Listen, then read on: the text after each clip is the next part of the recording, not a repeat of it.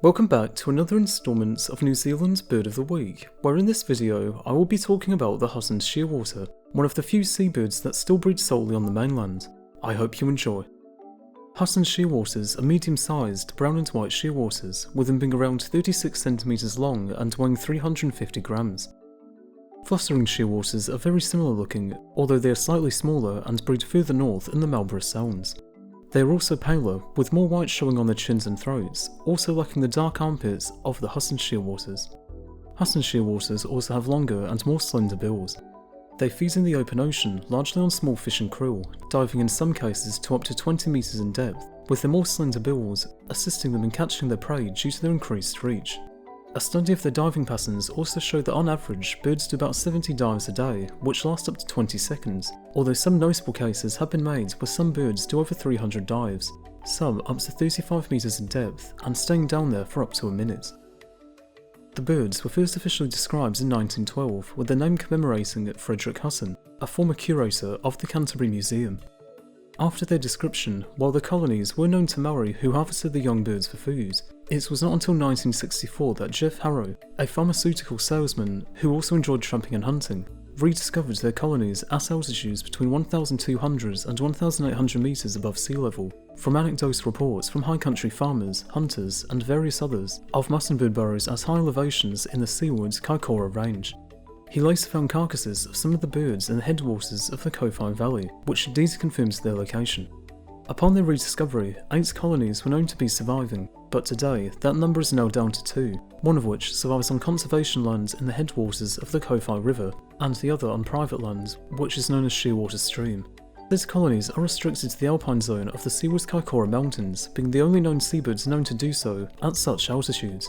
The small size of the breeding area, alongside there being only 2 colonies, meant that a third colony was constructed by the Hutton Shearwater Charitable Trust in 2005, being named Te Reo o Aotearoa, with the predatory fence being constructed 5 years later. Birds live almost entirely at sea, outside of breeding, with them landing during their September through March breeding season, with most returning from Australian waters to do so. Their nests are constructed on steep tussock slopes which have deep and easily crumbled soil, with their burrow density being a mean of half a square metre.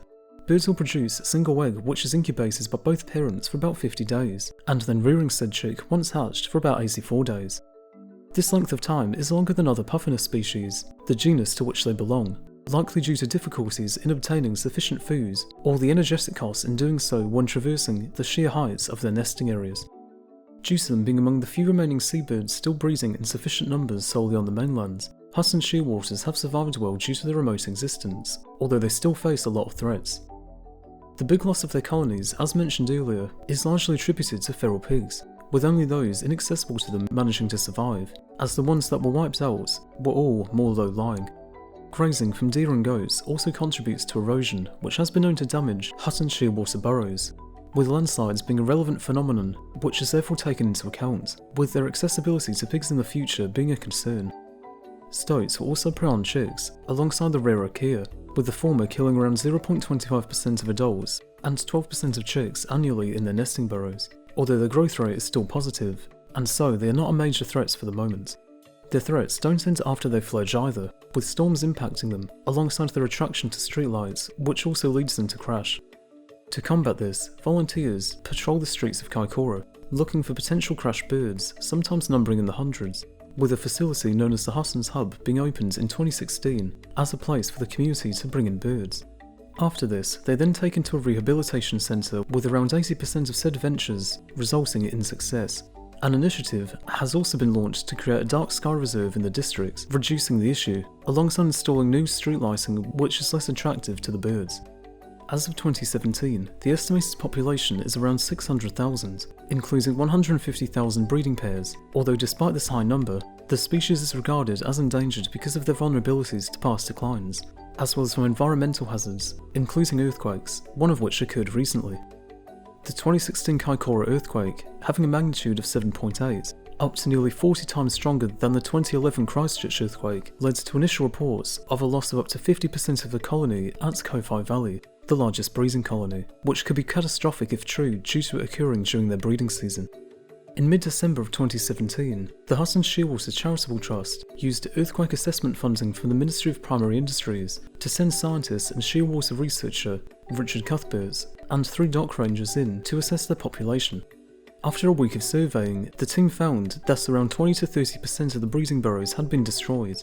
Still a decent loss, although many of the birds were still found to be incubating and many younger birds were beginning to excavate new burrows, which thankfully meant the situation that could well have been a lot worse turned out to be not as bad as was thought.